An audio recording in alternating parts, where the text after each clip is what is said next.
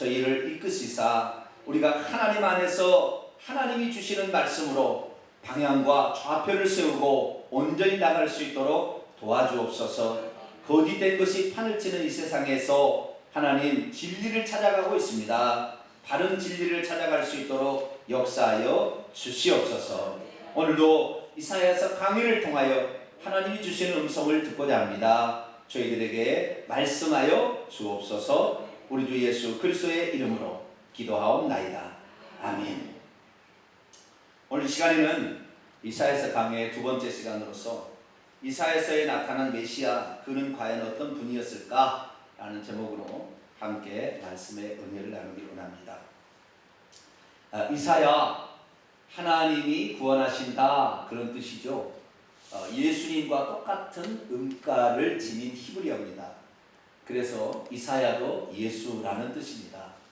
그래서 구약 성경 가운데 가장 예수 그리스도에 대해서 많은 예언을 하고 있는 그 책이 이사야서입니다.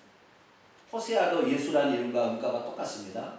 호세아서에서 상당히 많은 진전된 계시가 나타나고 있습니다.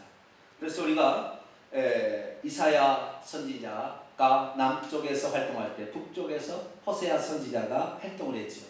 그래서 남북의 이 선지자들을 통하여 우리는 하나님께서 장차 어떻게 우리에게 그리스도를 보내서 역사하실 것인가, 그것을 우리가 알 수가 있는데, 이사야를 통하여 우리가 하나님의 역사하심을 잘 듣고 또 우리가 알고 있는 그리스도, 우리가 믿고 있는 예수 그리스도, 그분이 우리가 예언대로 진짜 그런 사역을 하셨을까 한 번 더 점검하시고, 그 다음에 우리가 믿고 있는 이 예수 그리스도가 얼마나 성경대로 오셨고 그리고 성경대로 사역하셨는가 라는 걸 통하여 얼마나 우리가 믿고 있는 예수님이 그리스도로서 완전하신가, 그리고 우리를 구원할 만한 바로 그분이 되시는가, 이런 측면을 더 많이 얻을 수 있게 되기를 바랍니다.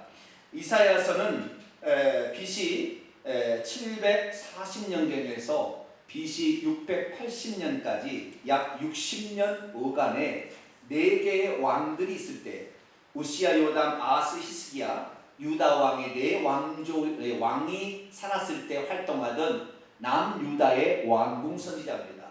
그는 왕통의 혈통을 지닌 자로서 왕궁에서 살면서 이 왕들에게 대부분의 예언을 했던 그런 사람이죠.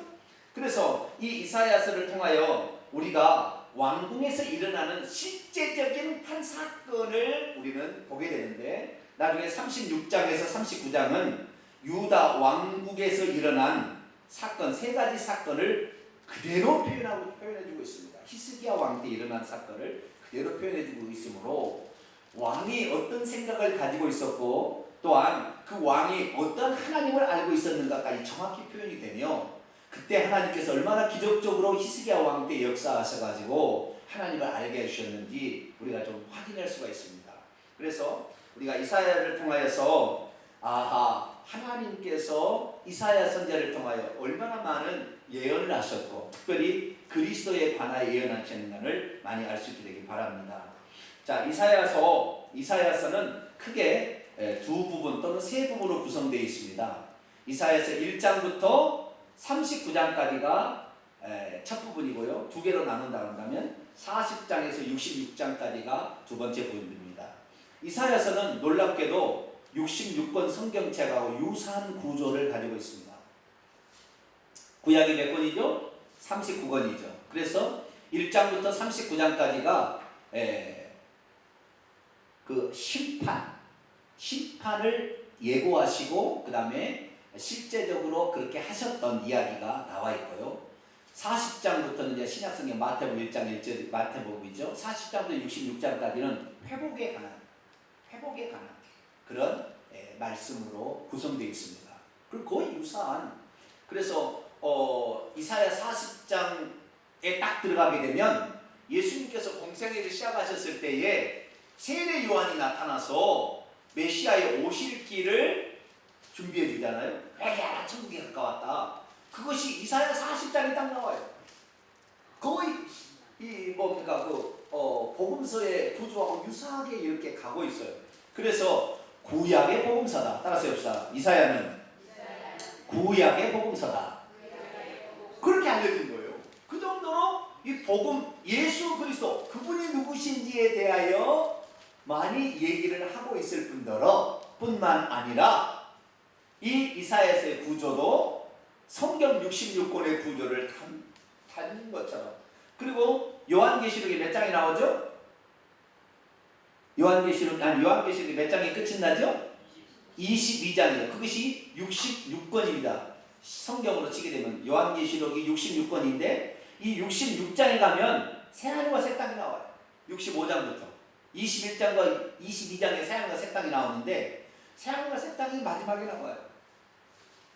그래서 야, 어떻게 성경이 이렇게, 이게 뭐예요? 몇 년 전에 썼다고요? BC 740에서 680년어간에 40장부터는 680년경에 쓴 거예요. 1장부터 39장까지는 BC 740년에서 680년 그 사이로 680 그 왔다 갔다 하는 것이 40장부터 66장까지 27권이 그때 쓰인 거예요. 그래서 우리가 이 이사야서를 잘 보게 되면 아하, 우리가 믿고 있는 메시아 그분이 이런 분이었구나. 여기에 예언에 따라서 우리 주님이 오셨구나. 그러니까 우리 주님이 이 땅에 오셔가지고요, 당신 마음대로 온 것도 아니고 당신 마음대로 행한 것도 아니에요. 예를 들어서 예수님이 오셔가지고 병든 자를 치료하시고 귀신을 내어 쫓아내시고 천국 복음을 전파하신 것이 그냥 자기가 하고 싶다 한 것이 아니라 구약 성경에 기록된 그 말씀 그대로를 예수님이 이루신 거예요. 그래야만이 우리가 아하, 예수 그리스도는 만세 전부터 하나님께서 보내주시려고 하는 바로 그분이었구나를 우리가 믿고 따라갈 수 있지 않겠어요? 예를 들어서 내가 이만이라고 합시다. 내가 보혜사 성령이야. 내가 죄인 예수야. 나를 믿어. 이만에 대해서 뭔 예언이 성경에 나와 있는데?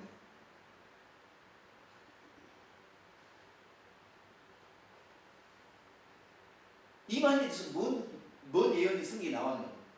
경상북도 청송인가? 출신 사람이에요. 넷째들로 태어난 사람이에요.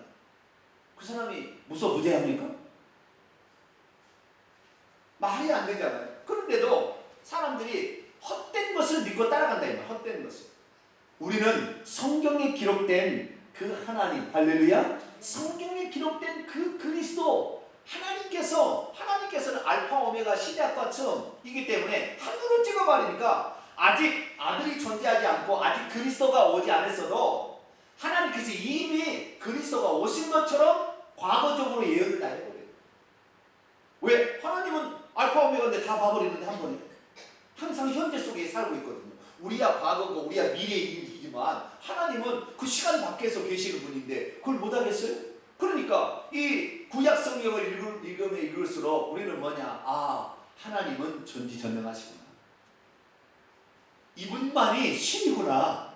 이분만이 참신이구나. 할렐루야. 그것을 우리가 깨닫게 되는 거예요. 그런데 참신이 아닌 것들을 계속 따라가다 보니까 이 참신이 아닌 것들이 사람일 때는 그래도 괜찮아요. 그런데 사람이 죽고 나면 사람이 아니잖아요.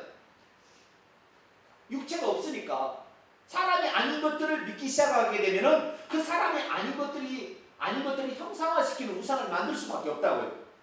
그러면 그 우상 물건을 만든 나무 토막에다 금을 입혀놓은 것이 거의 사람이 아니고 거기 아무것도 없는데 거기다 늘 절하니까 누가 붙는 거예요? 귀신이 붙는 거예요.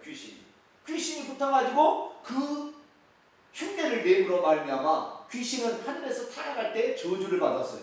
그렇기 때문에 그렇게 우상을 숭배할 때부터 뭐가 나타난다? 저주가 나타나는 거다. 근데 우리는 예수 그리스도를 믿는 사람들은 우리는 예수 그리스도를 믿으니까 우리는 저주가 없어. 우리는 예수 믿으니까 다 끝났어. 그렇게 살면서 오늘도 추도예배, 장례예배 드리고 있다 이 말이에요. 죽은 자들 앞에 우리 교회는 아니지만 오늘도 장례식에 가면 국화꽃을 바쳐요, 안 바쳐요? 안 바치셨나요?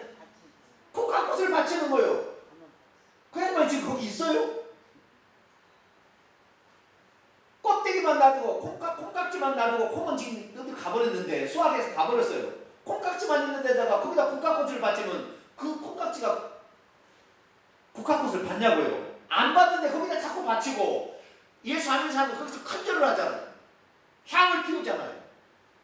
그러니까 누가 오는 거예요? 귀신이 올 수밖에 없다고. 그 장례식장 가면요 귀신이요 그 절하는 그 있잖아요. 방문대 말고 그 국가고 이렇게 차려놓고 절하는데 거기에요 귀신이 바글바글 했어요.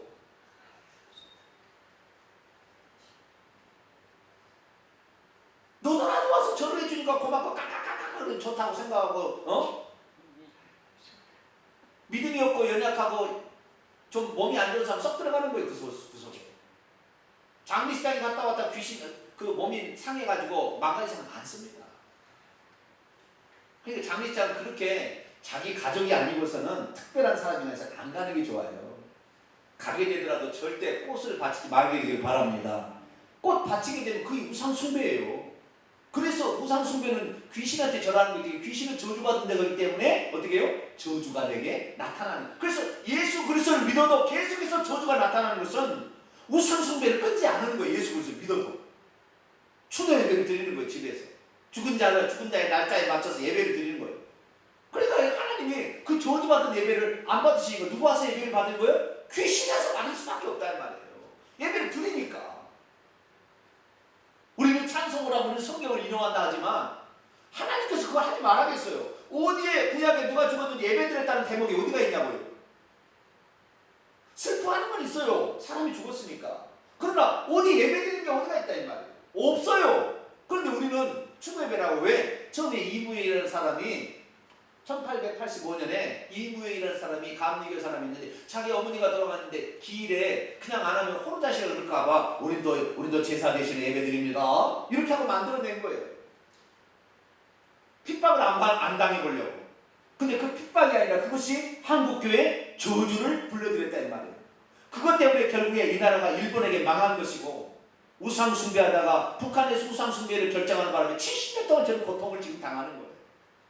그러니까 우리가 정말 성경의 가르침 하나하나를 소중히 여기고 우리가 그 가르침대로 이렇게 가야 되는 겁니다. 할렐루야. 이 예수님 누군지도 구약 성경에 다 기록되어 있으니까 그분이 누구라는 것을 우리가 알고 정확히 붙들고 가면 우리가 귀신에게 경배를 하지 않을 것이고 저주가 안 쏟아진다 이 말이죠. 그런데 우리가 예수님을 모르니까 우리가 믿는 대상은 예수님이 누군지를 모르고 성령님이 누군지를 모르니까 우리는 어떻게 해요? 그런 줄 알고 이건 선배들이 했고 목사님 됐는데 뭐 틀릴 리가 있겠나. 우리 교단에서 그 대한민국의 최고의 교단 장로교에서 이렇게 하고 있으니까 맞겠지? 아니 그거 아니에요. 그래서 우리는 말씀에 근거한 신앙에 써야 됩니다. 따라서 합시다. 말씀에 근거한 신앙을 갖자. 시작. 말씀에 근거한 신앙을 갖자. 누가 이렇게 해왔다고 하는 것이 아니에요. 이렇게 하니까 맞겠지. 신학자가 얘기했으니 맞겠지. 목사님 얘기하니까 맞겠지. 아니에요. 제가 한 얘기라도 성경에 근거하지 않는 거 잘못된 걸 버려야 되는 것입니다. 오늘 아침에도 그런 저희 집사람 얘기했지만요. 거짓말도 한 번, 두 번, 세 번, 네 번, 10번 들으면 진짜로 믿어집니다. 계속 그렇게 듣고 있습니다. 이 땅에서 이 온 땅, 이 지구의 전체에 있어서 일주일에 한 번씩 1시간씩 말씀을 듣는 데가 어디 있어요? 교회 말고. 어디 가서 그런 얘기를 들어요? 일주일에 한 번씩 듣는 거거든요. 일주일에 한 번씩 가서 듣게 되면은 우리가 진리를 들었다 한다면 10년, 20년, 30년에 다 복을 받아야 되는 거예요. 아시겠죠? 저주가 떠나갈 수밖에 없다니까요. 그런데도 예수 그리스도를 믿고 있는데 10년, 20년, 30년 매 주일마다 말씀을 듣는데도 집안에 저주가 떠나지 않는 것은 대대로 저주가 떠나지 않는 것은 뭐예요? 잘못 듣고 있다는 거 아니에요. 지금 잘못 믿고 있다는 거 아니에요. 지금 따져보면 우리 후손들에게 저주를 물려주지 안 해야 되는데 우리가 잘못 믿고 있다는 거 빨리 알았어야 되는 거예요. 그런데도 맞겠지, 그냥 당연히 맞겠지 이런 식으로 지금 온 거예요. 우리는 성경에 근거한 말씀에 근거한 신앙을 가져야 이것이 진리가 되는 것이고 이걸 붙들어야 진리가 너희를 자유케 하리라. 할렐루야. 요한복음 8장 31절 진리가 너희를 자유케 하리라. 그 진리가 뭐냐? 이 진리가 뭐 성경이 이 말씀이고 진리라고 했어요. 그러니까 우리가 이 말씀에 따라서 우리가 생활할 줄 믿습니다. 그러면 구약시대에 과연 예수 그리스도는 어떻게 표현됐을까요? 구약 성경을 보게 되면 총 300가지 이상의 그리스도에 관한 예언이 나옵니다. 그 중에서 대부분의 중요한 내용이 다 이사야서에 나오고 있습니다. 이사야서에서 안 나오는 예언이 몇 가지가 있어요. 예를 들어서 미가서 5장 2절에는 예수님이 베들레헴에서 태어난다. 이런 건 이사야에 안 나와요. 예수님께서 엘리 엘리 라마 사박다니 어찌하여 나를 버리셨나이까 십자 가상 치는 가운데 한마디 시편 22편에 나와요. 여기 안 나와요. 예수님께서 사람에게 팔리게 될 때에 토기장이 그 밭을 사게 되고 은 30냥에 팔리게 된다. 이사야서는 안 나와요. 예수님께서 예루살렘 입성하실 때에 나귀 타고 입성하신다. 그런 말이 안 나와요. 스가랴 9장 스가랴에 나와요. 그래 몇 가지를 제외하고는 전부 나와요. 전부 나와요. 그래서 오늘 이 시간에는 이사야서에 무엇을 하나님께서 그리스도에 관하여 예언하셨는가. 그래서 이사야서를 우리가 보게 될 때 메시아에 대한 관점을 가지고 성경을 봐야 돼요. 자, 구약 성경을 예수님을 우리가 믿기 때문에 예수님을 알기 위해서 이사야서를 봐야 돼. 이사야서 자체를 알고 싶어서 우리가 보는 건 아니에요. 아시겠죠? 목적이 어디 있는지를 알아야 되는 거예요. 그래서 이사야서를 읽을 때도 목적이 우리가 하나님이 누군지 예수님이 누군지를 정확히 알고 하나님이 우상 숭배를 얼마나 싫어하고 우상이 얼마나 헛된 것이고 우리 하나님이 한 분 하나님이며 이분이 어떻게 인간으로 오셔서 그리스도로 오셔서 하셨는가를 우리가 정확히 알고 성경을 봐야 성경이 유익한 것이지 그냥 구약 성경만 봐가지고는 모르는 거예요. 그래서 신약 성경과 비춰봐서 구약 성경의 내용이 어떻게 이것이 완성되어졌는가 하나씩 찾아서 읽어보게 되면 우리는 예수님이 이랬기 때문에 이렇게 사셨구나 라는 사실을 알게 되고 이 예수님이 바로 구약에 예언됐던 그리스도가 맞구나, 우리의 믿는 대상이 믿을만 하구나 라는 사실을 알게 될 줄 믿습니다. 자, 그러면 이사야서에는 예수님이 그리스도가 어떻게 표현되어 있을까요? 저는 오늘 8가지 사항으로 나눠서 이렇게 보게 될 텐데요. 첫째는 그리스도의 신분을 보게 될 겁니다. 첫째는 뭐라고요? 그리스도의 신분에 대해요. 둘째는 그분의 잉태와 탄생. 세 번째는 그분의 공생애. 네 번째는 그분의 고난과 죽음과 무덤에 장사되신 것. 다섯 번째는 그분의 부활과 승천. 여섯 번째는 그분의 재림과 그리고 심판.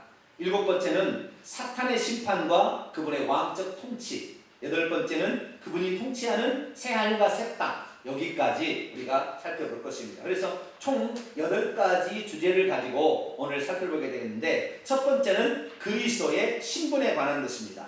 자, 그리스도의 신분이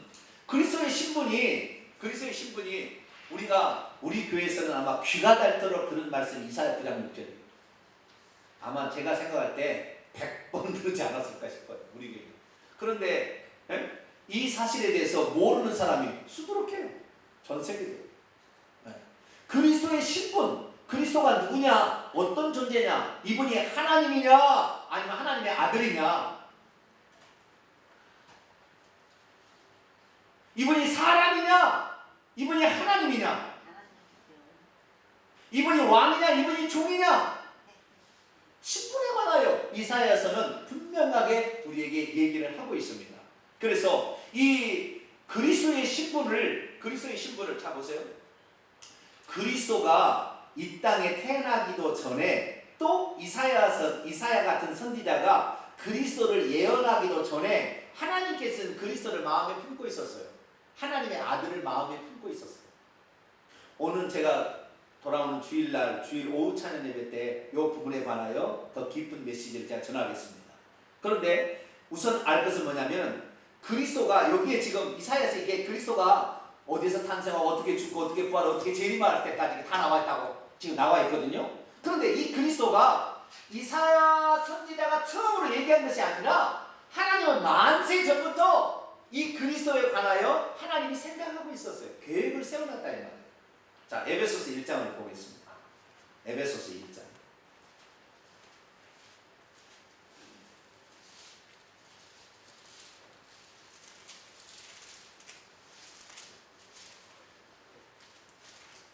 에베소 1장 3절, 4절, 5절까지를 한번 읽겠습니다. 에베소 1장 3절, 4절, 5절 시작. 찬송하리로다 하나님 곧 우리 주 예수 그리스도의 아버지께서 그리스도 안에서, 누구 안에서?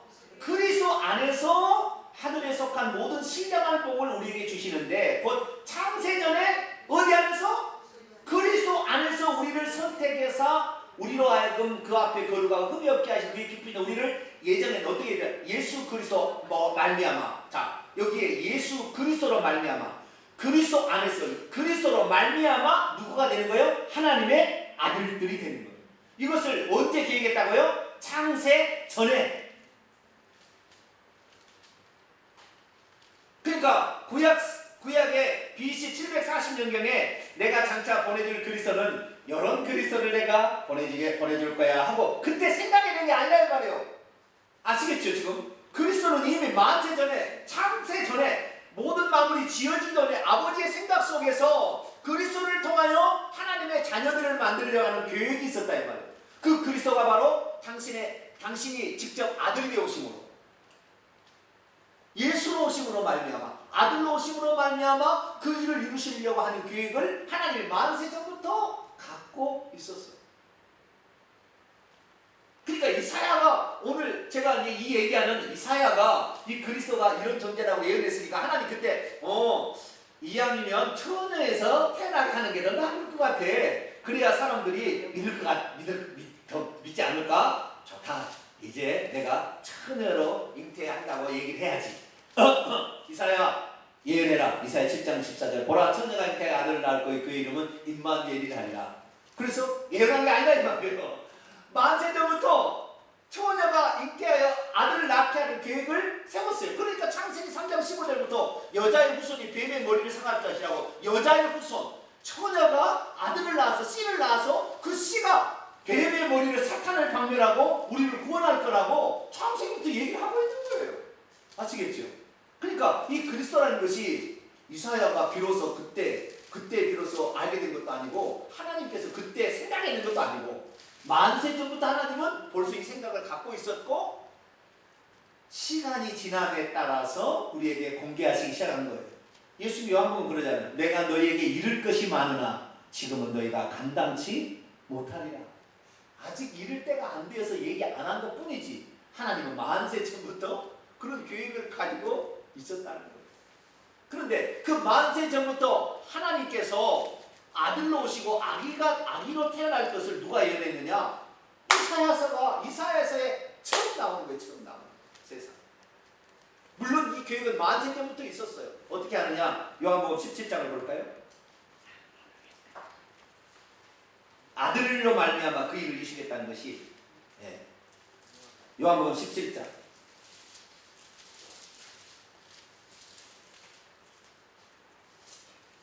5절 요한복음 17장 5절 읽습니다. 시작. 아버지여 창세 전에 내가 아버지와 함께 가졌던 영화로서 지금도 아버지와 함께 나를 영화롭게 하옵소서. 예수님이 이 땅에 오시기 전에부터 있었다. 선지하셨다고. 먼저 있을 제자를 써서 예수님이 그리스도가 이 땅에 오시기 전부터 선지하셨다라는 내용을 실현해낸 신학적인 가장 중요한 성경 구절이 요한복음 1장과 요한복음 17장, 골로새 1장, 히브리서 1장에 나오는데 그 중에서 예수님께서 창세 전부터 존재하셨다고 얘기하는 그 부분이 정확히 여기에 기록이 되어 있어요. 창세 전에 내가 아버지와 함께라는 분은 아닙니다. 원문에 하면은 아버지에게서부터 이런 말이에요. 또는 아버지의 곁에서 이런 거예요.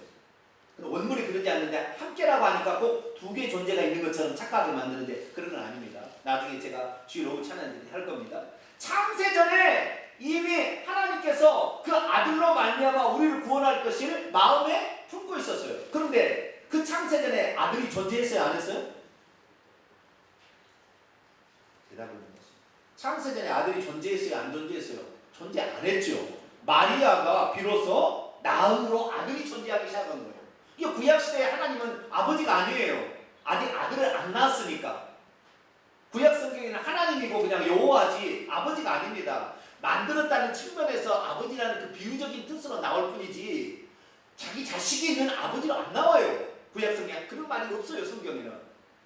그러니까 그런데도 여기 보니까 창세전에 아버지요, 창세전에 내가 아버지와 함께 가던 영화가 있었는데 그것으로 나를 지금 영광스럽게 해달라. 이러다 보니까 아버지가 계실 때 아들이 이미 창세전에 있었다가 두 분 있었다가 구약에는 아버지의 역사하시고 신약에는 예수가 두 번째 위 내려온 거 아니라고 삼일절론이 주장하는 거예요. 속는 거죠. 속는 거. 이게 왜 속는 것이냐. 하나님은 만세전에 누구 안에서 우리를 구원한다고 계획했다고요? 아들 안에서. 그 아들이 그리스도 안에서. 그리스도이신 아들 예수 그리스도죠. 아들이신 그리스도 예수 그리스도로 말미암아 자기 아들들이 되게 하는 것을 창세전에 아버지께서 이 마음에 품어놓은 거죠.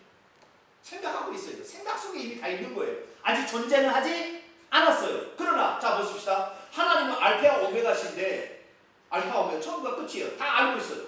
그러면 생각 속에 하나님이 없다고 말할 수 없지요. 왜? 하나님은 처음과 끝이 다 있으니까 이미 존재하지 않아도 존재한 것처럼 없는 것을 있는 것까지 부르시는 하나님. 할렐루야. 그게 하나님의 하나님이에요. 그러니까 하나님은 이사야가 그리스도가 이런 존재라라고 얘기하기 전에 그리스도가 어떤 존재로 하나님께서 이 땅에 보내주고 이미 알고 있었는데 이사야 입술을 통하여 비로소 하나씩 가르쳐주는 거죠. 때가 되니까. 그래서 오늘 이 시간에 만세전부터 그리스도 안에서 아들 안에서 아들을 통하여 우리를 구원하셔서 하나님의 아들들이 되게 하시려는 하나님의 계획 가운데 그러면 그리스도가 어떤 존재로 하나님 마음에 품고 있었을까? 이사야가 받았고 이사야가 깨달았던 8가지 조항에 대해서 살펴보기로 합니다. 자, 이사야 9장 6절 이사야로 갑니다. 이사야 9장 6절은 그리스도의 신분에 관한 신구약 성경에 통틀어서 가장 중요한 성경이죠. 가장 중요한. 같이 읽습니다. 시작. 이는 한 아기가 우리에게 낳고 한 아들을 우리에게 주신 바 되었는데 그의 어깨는 정사를 메었고 그의 이름은 기묘자라 모사라 전능하신 하나님이라 영존하시는 아버지라 평강의 왕이라 할 것입니다. 아멘. 여기 보니까요. 이는 한 아기가 우리에게 낳고 이는이란 말은 왜냐하면 그런 뜻입니다. 오늘은 뭐라고요? 왜냐하면 제가 아까 8가지 사항을 얘기한다니까 목사님 언제 8가지 얘기하려고 지금 이렇게 하고 있나 걱정하지 마. 하다가 안 하면 다음 주 하면 되지 뭐. 시간 되면 끝낼 테니까 너무 염려하지 마세요. 네? 우리가 그리스도를 온전히 알아가는 게 중요하지. 네? 뭐 바삐한다고 뭐 갈 게 아니라 뭐 당장 뭐 지구에 정말 오겠어요. 네. 그러니까 너무 염려하지 말고 하다가 시간 되는 대로 끝낼 테니까 너무 부담 갖지 마세요. 목사님 언제 얘기하려고 지금 저렇게 지금 얘기하고 있나. 이는이라고. 왜냐하면 한 아기가 우리에게 낳았기 때문이다. 여기에 6절에 나와 있는 모든 문구는 다 과거시제. 그러면 이는 한 아기가 우리 낳았고 한 아기가 누구냐? 과거시제니까 옛날에 어떻게 생각하냐면 요 한 아기는 히스기야 왕이다. 요 예언이 주어질 때가 히스기야 왕이 아직 태어나지 않을 때거든요. 태어나서 이렇게 가는 어떤 시점일 수도 있어요. 그래서 구약 학자들 이 한 아기는 히스기야를 통하여 하나님이 이렇게 구원하려고 하는 것이 아니냐는 해석도 있었습니다. 그런데 여러분 성경에는요 하나님은 알파와 오메가이기 때문에 미래도 과거적으로 표현해버려요. 이미 하나님은 저기 가고 있고 이미 사탄 마귀는 지옥에 들어있고 예수 그리스도를 믿고 들어간 자는 예정은 되었지만 누가 들어갈지는 예정되어 있지 않았지만 이미 구원받은 백성이 있어요. 그 이름이 누가 될지는 스스로 결정하는 겁니다만 아시겠죠? 그러니까 하나님 나라에 지금 천국에 하나님 백성들이 가득하고 지옥에 믿지 않는 그게 가득하고 사탄은 무적행 속에 들어가 있는 것이 하나님은 과거적입니다. 과거적으로 안친다는 거예요. 그래서 우리가 하나님을 믿는 거예요. 할렐루야. 전지전능하시기 때문에 믿는 것이죠. 이게 과거적 표현이에요. 그런데 이 한 아기가 우리에게 낳았는데 히스기야라고 칩시다. 한 아기가 영존하시는 아버지고 전능하시는 하나님인가요? 아닌 거지요. 그러니까 그 해석을 해도 그 본문의 문구와 앞뒤에 이 문맥 상황을 보고 해석을 해야지 이단들은 어떻게 해요? 그리고 빼버려. 문맥이고 뭐고 빼버리고 어떤 한 구절을 딱 줄여내가지고 그것만 딱딱 하는 거예요. 왜냐하면이라는 것은 이것을 통하여 이것이 일어날 것을 너희들이 확실히 알아라 그 말이에요. 그러니까 1절부터 5절까지 우리가 알아야 될 거 아니에요. 뭔 일이 하나님이 이렇게 하겠다라고 얘기를 한 거예요. 근데 이렇게 하려면 어떻게 된다? 요것이 있어야 이게 됐다 이런 거예요. 아시겠죠? 그럼 1절부터 5절까지 내용을 우리가 알아야 6절이 왜 하나님께서 6절 이렇게 말했는가 알 수가 있겠죠. 9장 1절부터 5절은 크게 두 부로 나누게 됩니다. 1절과 2절과 3절과 4절과 5절로 이렇게 나누게 되죠. 1절과 2절을 먼저 읽어보도록 합니다. 시작. 전에 고통받던 자들에게는 흑암이 없어지도다. 옛적에는 여호와께서 스불론 땅과 납달리 땅이 멸시를 당하게 하셨더니 후에는 해변길과 요단 저쪽 이방의 갈릴리를 영화롭게 하셨느니라. 흑암에 행하게 된 백성이 큰 빛을 보고 사막에 그늘진 땅에 거주하던 자에게 빛이 비치도다. 이런 일이 있을 거라고 하는 예언을 했어요. 이런 일을 했는데 이런 일은 누구를 통하여 이룬다? 6절에 한 아들로 오신 그분을 통하여 이루어지게 될 것이라고 그랬어요. 자, 이 구절을 이사야 9장 1절 2절은 메시아에 관한 메시아가 공생애를 했는데 공생애를 어디서 사역하느냐? 갈릴리 중심으로 사역하신다라는 예언이에요. 그래서 예수님께서 나사렛에 사시다가 공생애를 하려면 자 우리가 한국에서 태어났다고 합시다. 잘 뭐시 해보려면 어디로 보내야 돼요? 다? 네? S도시로 보내야 돼요. S대학 S권으로 보내야 되는데 서울로 보내야 될 거 아니에요. 서울로. 그래서 예수님이 만약에 이 메시아로서 사역하려면 어디로 보내야 돼요? 예루살렘으로 보내야지. 남유다의 그 수도로 예루살렘 보내야 돼. 예수님은 예루살렘 안 갔어요. 저 부산으로 내려간 거예요. 네? 부산으로. 이왕이면 큰 사람이 되고 뭐 하려면 어디로 가야 돼요? 서울로 가야지. 서울로. 근데 예수님은 왜 갈릴리로 가셔서 사역을 하셨느냐? 하나님께서 BC 740년경에 이렇게 예언을 해놨 뭐라고요? 장차 메시아는 갈릴리에 소외되고 낙후된 지역에 가서 그렇게 사역할 것이다 라고 예언을 해놨다는 거예요. 자, 마태복음 8장 넘어갑니다.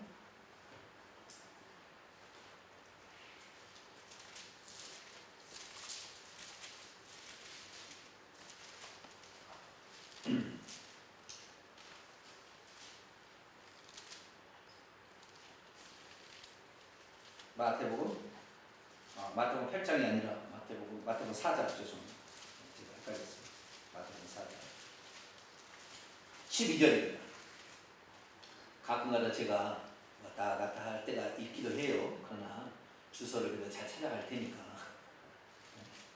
잘 보십시오. 예수님께서 많은 도시 가운데 왜 갈릴리의 가버나움이라는 도시에 가셔서 공생애를 3년 반을 거기서 중심으로 보냈을까? 그것은 이사야서 9장 1절과 2절에 근거해 하는 거예요. 그래서 예수님께서 가버나움에서 갈릴리에 있는 도시, 가장 중요한 도시 가버나움, 여기에서 사역하게 된 것이 왜 그러느냐를 마태라는 기자가 얘기하고 있습니다. 자, 12절. 예수께서 요한이 잡혔음을 들으시고 갈릴리로 물러가셨다가 나사렛에서 떠나 스불론과, 잘 보세요, 스불론과 납달리 지경 해변에 있는 가버나움에 가서 사시니. 왜 그 많은 데가 있는데 예루살렘도 있고 베들레헴도 있고 북에 에브라임 지파인 사마리아도 있고 많이 있는데 왜 예수님이 갈릴리에 가셔서 사역하셨을까? 나세스를 떠나 스불론과 납달리죠. 이사야 9장 1절 2절 나와 있는 그 지경에 가서 사시니. 14절 15절 16절 있습니다. 시작. 이는 선지자 이사야를 통하여 하신 말씀을 이루려 하심이라. 이르렀으되 스불론 땅과 납달리 땅과 요단강 저편 해변과 이방의 갈릴리여 흑암에 앉은 백성이 큰 빛을 보고 사망의 땅과 그늘에 앉은 자들에게 빛이 빛이었도다 하였느니라는 말씀을 이루기 위하여 예수님께서 사시는 것, 공생애를 하시는 것도 어디 가서 공생애를 하신다? 갈릴리에 가셔서 하셨다는 거예요. 예수님이 오시기 전까지 BC 400에서 450년까지 말라기 선지자가 예언한 다음부터 400년 동안 예언이 없었어요. 흑암이었어요. 아무런 소망이 없는 칠흑 같은 어둠이 몰려왔어요. 그 칠흑 같은 어둠이 몰려왔을 때 하나님께서 메시아를 보내기 전에 누구를 먼저 보내준다? 광야에 외치는 소리, 세례 요한, 선구자를 먼저 보내준다. 이게 좀 이사야 40장 나옵니다. 나중에 배우겠습니다. 이사야 40장 3절에 광야에 외치는 자의 소리가 있어. 너희는 여호와의 길을 준비하라. 그 길을 평탄케 하라. 골짜기마다 높아지고 산들은 무너져서 평지가 되게 하라. 이 예언이 돼 있어요. 그러니까 그 얘기를 딱 듣는 순간에 사람들이 생각하기 시작했죠. 그때 메시아가 나타났죠. 세례받는 현장. 그래서 요단강에 세례를 받으시고 요단강은 갈릴리가 아니에요. 세례만 거기서 받으시고 세례 요한에게 천거를 받으신 다음에 딱 겁니다. 어디로 가셔서 사셨다고요? 갈릴리로 가셨다고 성경이 딱 나와요. 갈릴리로 가셔서 사셨다. 왜? 이사야 9장 1절 2절에 이렇게 하나님께서 장차 메시아 볼 때는 칠흑 같은 어둠이 말씀도 없고 어떤 선지자도 없고 계시도 없는 그런 칠흑 같은데 동쪽에 태양이 떠오르듯이 큰 빛이 떠올라서 사람들에게 쫙 비친다. 영적으로 흑암이 가득한 곳에, 특별히 소외된 그곳에. 여러분, 이방의 갈릴리를 왜 갈릴리를 이방의 갈릴리라고 그러겠어요? 그 갈릴리 지역이요, 이 납달리가 이 갈릴리를요, 약 3분의 2는 납달리 지파가 차지하고 있는 땅입니다. 갈릴리의 3분의 2는. 오른쪽에는 므낫세 지파가 차지할 땅이고요. 이 갈릴리 옆에 스불론이 스불론. 그 다음에 또 무슨 뭐라고 해요? 납달리 스불론이죠. 네, 납달리 스불론 그 옆에 있어요. 그러니까 이 갈릴리 지역의 옆에요. 그 다음에 이 해변길이라고 했죠. 해변길은 요 아셀 지파의 이쪽에 이제 지중해 해상의 해변길이 될 수도 있고, 갈릴리를 옛날부터 바다라고 했다고요. 갈릴리를 뭐라고 그랬어요? 바다. 갈릴리가 바다인가요? 짠물인가요? 아니에요. 밀물인데 이스라엘 사람들은 조금만 커도 바다라는 개념을 썼어요. 그러니까 갈릴리 바다라고 그래요. 그래서 성경에 보니까 긴네렛 호수, 갈릴리 바다 두 개 다 나옵니다. 네. 그래서 이 바다는 바로 지중해 연안의 해변이 아니라 이 갈릴리 주변이다. 그래서 예수님 갈릴리 주변에 다니면서 가다라 지방 이런 지방이 다니고 귀신을 쫓아내고 다 이렇게 갈릴리 주변에서 사역을 하십니다. 자, 이사야 9장으로 넘어옵니다. 전에 고통받던 자들에게는 흑암이 없으리로다. 옛적에는 여호와께서 스불론 땅과 납달리 땅에 멸시를 당하게 하셨다니. 여호와께서는 말이 성경에는 없습니다. 원문에 어떻게 되어 있냐면요, 꼭 하나님께서 스불론과 납달리 땅에 버리는 것처럼 이렇게 표현이 되어 있는데 그게 아니고요. 원문에 제가 직역해 볼게요. 참으로 그 중에서 고통받던 자에게는 흑암이 없다. 옛적에는 아니고 이것이 정해진 때에 스불론과 납달리 땅이 이것이 정해진 때에 스불론과 납달리 땅은 보잘것이 없었다. 이것이 원문입니다. 왜 보잘것이 없었는가? 왜 성경이 번역할 때 여호와께서라는 말을 집어넣어가지고 스불론 땅, 스불론 납달리 멸시당했냐면은 스불론과 납달리 땅은 이스라엘의 경계입니다. 이 위에 아람 나라가 존재하고 있었고 더 위에 올라가 아수르라는 나라가 존재하고 있었습니다. 더 동쪽으로 가면은 바빌론의 나라가 있었기 때문에 이스라엘 나라를 침범을 하면 반드시 납달리, 스불론, 이사가를 통해서 내려오는 거예요. 그러니까 외침이 변방이라 외침이 가장 잦았기 때문에 농사만 지어도 다 뺏겨가고 맨날 고통받았어 거기가. 아시겠죠? 유다는 남쪽에 한참이기 때문에 스불론과 납달리, 그 다음에 므낫세, 에브라임 지파까지 내려와서 베냐민 지파 내려와서 유다까지 와야 되니까 여기는 많이 보호가 됐는데 이 스불론과 납달리는 변방 끝이요, 경계선이요. 저 북한의 압록강이라 이 말이에요. 그럼 자꾸 저 청나라에서 넘어오듯이 중국이 넘어와서 맨날 거기가. 그래서 이 나라가 어쩔 때는 청나라가 됐다가 만주나라가 됐다가 또 뭡니까? 동해의 나라가 됐다가 막 그러듯이 여기는 계속 고통을 받는 거예요. 아시겠죠? 맨날 와서 수탈을 당하는 지역이라 이 말이에요. 그래서 오신다. 어디에 오신다? 고통받고 힘들어하는 자들에게 오셔서 빛과 소망이 되어주신다. 할렐루야. 이 나라가 잘 먹고 잘 사니까 하나님을 몰라요. 그래서 예전에 3, 40년에 못 살 때는 오직 하나님 찾고 마룻바닥에 눈물을 적시며 기도하더니 먹고 사는 게 지장 없으니까 전당을 나가면 젊은 사람들이요, 나 바쁘거든요, 나 대화 중이거든요. 모르세요? 나 대화 중이잖아요. 그렇게 얘기합니다. 그럼 어떻게 해야 되겠어요? 네? 어쩔 때는 막 이게 올라온다니까.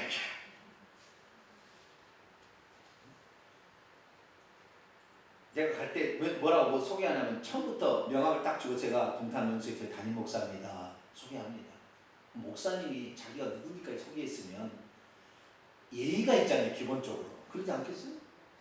뭐 이단 정도도 아니고, 이 교회 이 동네에 계시는 목사님 오셔서 말씀하시면 듣고 싶지 않아도 잠깐이라도 들어봐야지. 그러지 않습니까? 근데 나 바쁘거든요. 그럼 무슨 소리예요? 가란 얘기는 안 해요. 나 바쁘거든요. 나 대화 중이거든요. 밥 먹고 살고 지장 없잖아요. 그러니까 주님을 안 찾아. 주님을 안 찾아. 큰일 났어.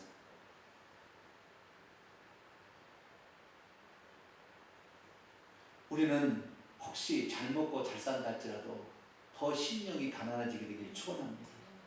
더 마음이 가난해. 우리 주님으로 채우지 않은 모든 것은 다 가짜예요. 물질로 채우고 권력으로 채우는 건 다 가짜. 하루아침에 물거품 전부 다 사라지고 싶어. 그것이 내가 죽는 순간에 나를 건져내지 않아. 우리는 하나님을 채운 분량만큼 내가 천국에서 그 분량을 누리고 산다. 그래서 예수님께서 어디 오시느냐? 변방지역, 맨날 수탈을 당하고 고통을 당했던 그 지역, 그 지역에 오셔서 예수님께서 사역을 시작하신다라고 예언해요. 이런 일이 어떻게 이루어질 거냐? 이사야 9장 6절을 통해 이루어진다는 거예요. 한 아기로 아들로 오시는 그분이 하나님으로 전능하신 분이 오셔서 그 일을 할 것을 통하여 요 사역이 시작될 거라고 예언을 같이 했는 거예요. 아시겠죠? 이런 일이 그때 당시에 누가 와서 스불론 땅에 와서 일을 해? 누가 납달리 땅에 와서 일을 해? 하나님이 거기에 와서 하겠어? 말도 안 되는 얘기야. 다 그렇게 했다라는 거예요. 왜? 높아지려면 예루살렘에 가서 해야지. 어떻게 소외된 땅에 하냐 이 말이에요. 그러나 너희들이 스불론과 납달리 땅에 이런 일이 있을 것은 아기로신 아들로신 태어나신 그분이 오게 되면 알게 될 거야. 그러니 주님께서 공생애를 어디요?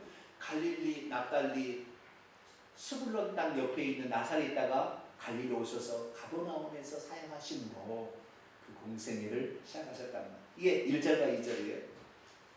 그 다음에 3절, 4절, 5절 봅니다.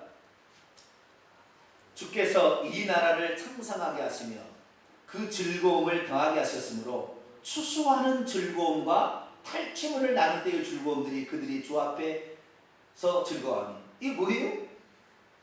그들은 추수하는 즐거움이 있었어요. 탈취물로서 빼왔습니까? 추수하는 즐거움 커니는 추수하면 싹 뺏겨버리고 맨날 탈취를 당하는데 무슨 즐거움이 거기 있어요? 무슨 즐거움이? 그런데 메시아가 오면 우리의 영혼을 마귀 귀신에게 자꾸 빼앗던 우리가 오히려 우리의 영혼을 되찾게 되어서 하늘의 기쁨이 충만하게 될 것이다. 말이에요. 자, 4절 5절. 이는 그들이 무겁게 맨 멍에와 그들이 어깨의 채찍과 그 압제자의 막대기를 주께서 꺾으시되 미디안의 날과 전쟁으로 맨날 수탈당하고 그 다음에 거기에 노예처럼 끌려다니고 자식들은 뺏겨가지고 아람 나라의 종이래에 팔려가지고 나만 장군 때도 그 아람 나라의 북이스라엘의 종이 여종이 끌려가가지고 아람 나라의 그 남한 문둥병이 종을 하고 있었잖아요.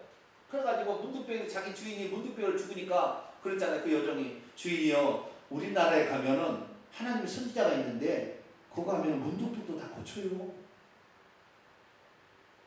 종으로 끌려가서 살고 있었거든요. 그래? 누군데? 엘리야 모르세요? 모르지. 엘리야한테 가보세요. 자식들 다 뺏겠다는 거예요. 전쟁 나가서 다 빼앗겼어. 그런데 그 압제자의 막대기를 꺾어버린 하나님. 예수님이 오셔가지고 마귀가 우리를 지배하고 있어서 우리 종로를 샀던 것을 꺾어버린다 이 말이에요.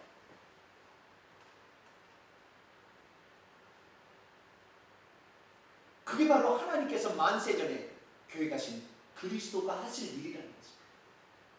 이것이 5절 어지러이 싸우는 군인들의 신발과 피 묻은 겉옷이 불에 섞까지 더 이상의 이런 압제당하는 고통이 차지하지 않고 하나님의 평강이 귀신들, 이 군인들의 귀신들의 세력은 끝나가게 되고 예수 그리스도께서 오심으로 전쟁이 종식이 되고 평화가 찾아오며 수탈과 매나 빼앗겨서 우리 영혼이 빼앗기고 우리 육체가 빼앗겨서 건강을 잃어버리고 고통받는 우리들에게 희망의 새빛이 밝아오게 될 것이다. 할렐루야. 이게 그리스도께 오셔서 하시는 거예요. 그러니까 예수님이 가난한 자들에 가가지고 병든 자들을 치료하시고 귀신을 내쫓은 거예요. 여러분 예루살렘에 가서 학자들하고 놀아야지 똑똑한 사람이 되려면 학자들처럼 공부를 많이 해가지고 유식해서 학자들처럼 놀아야 돼. 그 천사가 학벌도 없고 뭐 업으로 이런 사람하고 놀아야 되겠어요? 똑똑해지고 무엇이 성공한다면 그런 사람 안 될 거예요. 그런데 우리 주님께서는 압제당하는 고통받는 자들의 마음을 헤아리신다. 할렐루야. 어떻게 이루실 것이냐? 왜냐하면 이런 일이 있을 것을 통하여 그런 일이 성취가 될 것이다. 이사야 9장 6절입니다. 한 아기가 우리에게 태어날 것이고 한 아들이 우리에게 주신받을 건데 과거적으로 표현되어 있지만 앞으로 이제 미래일을 하나님께서는 과거지만 우리는 미래일이죠. 이때 당시 미래일이죠. 그의 어깨는 정사를 메고 통치권이 있다는 거예요. 바람과 바다야 잔잔하라 통치권이 있다는 거예요. 귀신아 떠나 가라 통치권이 있다는 거예요. 통치권이 있고 그의 어깨는 통치권이 있고 그의 이름은 기묘자라 모사라. 우리 개혁 성경에는 기묘자라 모사라 두 개가 따로 되어 있잖아요. 기묘자란 말은 놀라운 분, 원더풀이라는 말이에요. 놀라운 분이라는 뜻이고요. 모사라는 것은 카운셀러예요. 위대한 상담자, 위대한 보혜사라는 것인데요. 이 원문에 보면은 기묘자라 모사라는 것은 두 단어가 아니고요. 한 개예요. 앞에가 수식어입니다. 놀라운 모사라 그런 뜻입니다. 그러니까 아기와 아들로 오실 분은 네 가지 존재라는 거예요. 첫째, 놀라운 모사, 놀라운 보혜사다. 신묘막측한 보혜사다. 두 번째는 전능하신 하나님이다. 세 번째는 영존하시는 아버지다. 넷째는 평강의 왕이다. 아기로 오시고 아들로 태어나셔서 오실 그분은 네 가지 일을 하실 거라는 거예요. 첫 번째는 뭐예요? 놀라운 모사, 놀라운 보혜사. 이 보혜사란 말 똑같은 말이에요. 신약성경. 자, 요한일서 2장을 읽습니다. 이사야 9장 6절 한 절 하다가 한 시간 다 갔네요. 주여. 그래도 또 다음 시간 있으니까요. 같이 해봅시다. 자, 요한일서 2장 1절입니다. 시작. 나의 자녀들아, 내가 이것을 너희에게 쓰면 너희로 죄를 범하지 않게 하려 합니다. 만일 누가 죄를 범하여도 아버지 앞에서 우리에게 대언자가 있으니 곧 의로우신 예수 그리스도라. 이 대언자라 그게 뭐라고 돼 있죠? 옆에 밑에 그 각주를 버텨요. 뭐라고 돼 있어요? 또는 보혜사. 원문에는 보혜사예요. 파라클레토스. 보혜사. 구약 성경에는 모사라고 번역돼요. 똑같은 말인데 번역자가 이렇게 번역하고 저렇게 번역하는. 그러니까 요한복음에는 보혜사라고 번역하고 있고 요한일서는 뭐라고 번역하고 있어요? 대언자로 번역하고 있죠. 원문에는 똑같은 단어인데 번역하는 요한일서를 번역한 사람하고 요한복음을 번역한 사람하고 이사야를 번역한 사람이 다 달라요. 그러니까 자기 나름대로 단어를 썼어요. 원문에는 같아요. 예수님은 뭐예요? 보혜사예요. 보혜사. 신묘막측한 놀라운. 와, 어떻게 그렇게 우리를 도와주시고, 이 보혜사는 뜻이 우리를 도와주고 우리를 상담해 주시고 우리를 변호해 주실 그런 분이라. 우리가 죄를 지어도 우리를 변호해 주실 그 중보자가 되시면 변호해 주실 그 놀라운 분으로 사역하실 것이다. 그래서요, 우리는 죄에 따라서 죽어야 되는데 주님께서 중보자가 되셔가지고 내가 대신 이들에서 죽을 테니까 내 피를 보시고 이놈을 살려주세요. 누가요? 예수님이 그렇게 하실 거라는 거예요.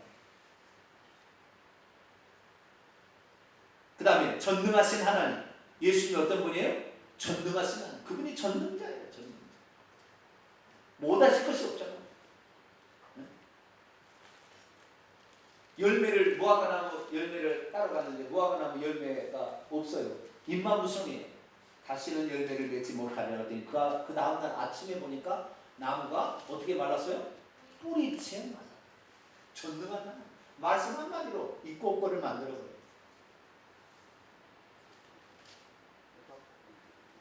바람과 풍랑이 일어나고 있는데 잔잔하라고 그러면 잔잔해지나요? 잔잔해집니까? 아, 나는 물 위로 걸어가야 되겠어. 바빠 죽겠어. 그리고 물 위로 걸어가면 물 위로 걸어가지죠. 네? 우리는 안 돼요. 물론 하나님께서 어떤 상황에서는 그렇게 하실 수도 있으나 보편적인 상황이 안 되는 거예요. 그분은 전능자니까. 할렐루야. 전능하신 분이니까 그게 가능한 것이죠. 전능하신 하나님이라. 영존하시는 아버지라. 어떤 아버지요? 영원히 계시는 아버지. 그분은 아버지이지만 아들로서 분이다. 자, 요한복음 14장.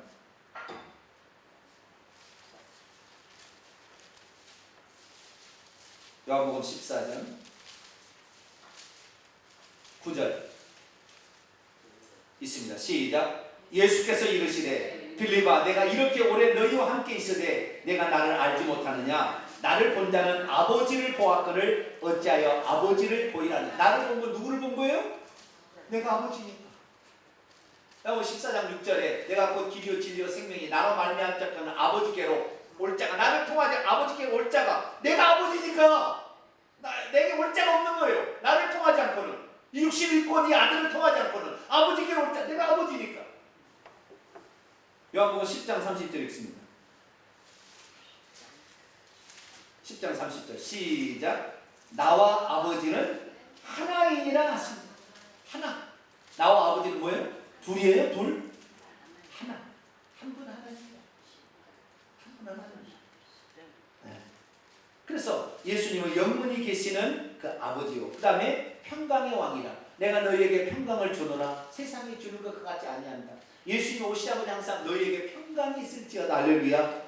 하나님과 우리 사이에 불편했어요. 그런데 예수님이 오심으로 화목제물이 됨으로 하나님과 우리 사이에 평화를 가지고 계세요. 할렐루야. 그래서 산상순의 5장에 예수님은 평화를 만드는 이 피스메이커라고 나오죠. 산상순의 8가지. 화평케 하는 자는 복이 있나니. 평화를 만드는 이가 누구예요? 예수 그리스도. 할렐루야. 언제요? 갈릴리 땅에 그럴 때가 온다는 거예요. 그럼 누구를 통해요? 아들로 오시고 아기로 오신 그분이 와서 한다는 거예요. 그러니까 아들로 온다, 아기로 온다는 것은 인성을 가리키는 것이죠. 그렇죠. 그 다음에 그 뒤에 오는 4가지는 신성을 가리키는 것이에요. 신성과 인성이 조화된 한 분이 오셔서 흑암에 앉은 백성에게 소망을 주고 사망의 그늘진 땅에 빛이 비쳐서 그들을 살려내는 일을 하게 된 것이다. 할렐루야. 이것이 그리스도의 신분에 관한 신구약 성경을 통틀어 가장 중요한 성경 문제 하나예요. 이렇게 확실하게 얘기한 구절이 없어요. 우리는 그래서 이사야가 본 그리스도의 신분이 그분은 하나님이구나. 그분은 아버지구나. 그분은 왕이시구나. 그분은 아들이구나. 다 본. 할렐루야. 그래서 우리가 이 예수님을 우리가 이렇게 믿을 때 제대로 믿은 거예요. 그런데 우리는 지금까지 예수님을 하나님의 아들로만 항상 주는 그리스도시요 살아계신 하나님의 아들로만 항상 가둬놓은 거예요. 마리아는 아기로 가더라. 아기로. 마리아는 아기 천주교는 아기로 가더라. 항상 품속에 있는 아기로. 그게 아니에요. 그분은 세종대왕으로 해야지 장원세자로 부르면 안 된다. 충령군으로 부르면 안 된다. 과거에 그랬어요. 그분이 지금 하나님이세요. 할렐루야. 그러니까 우리는 세종대왕이라고 예수님을 불러야지 장원세자 하나님의 아들 아니 목소리도 부르라게 충령군으로도 부르려고 아니에요. 그거 하면 안 돼요. 우리는 예수님을 세종대왕 할렐루야 하나님 전능하신 분으로 우리는 부르고 따라가야 돼요. 그럴 때 우리는 귀신 같은 거 한 방에 끝나는 그분이 바로 우리 주 예수 그리스도. 그래서 오늘은 예수님의 신분에 관한 이야기 하나 더 있어요. 임마누엘이란 말도 나와요. 이것은 다음 주에 되겠습니다. 여기까지 하겠습니다. 기도하겠습니다. 거룩하신 하나님, 그리스도가 누군지 신약 성경을 읽으면서도 그분이 누군지를 잘 이해하지 못했던 것들이 구약에 하나님께서 만세전에 계획하신 그분을 이사야의 말을 통하여 선언하심으로 우리는 보다 정확히 알게 하여 주시니 감사를 드립니다. 예수님에 대한 우리의 믿음이 하나님 만세전에 계획한 그대로 믿을 수 있도록 도와 주옵소서. 우리 주 예수 그리스도의 이름으로 기도하옵나이다. 아멘.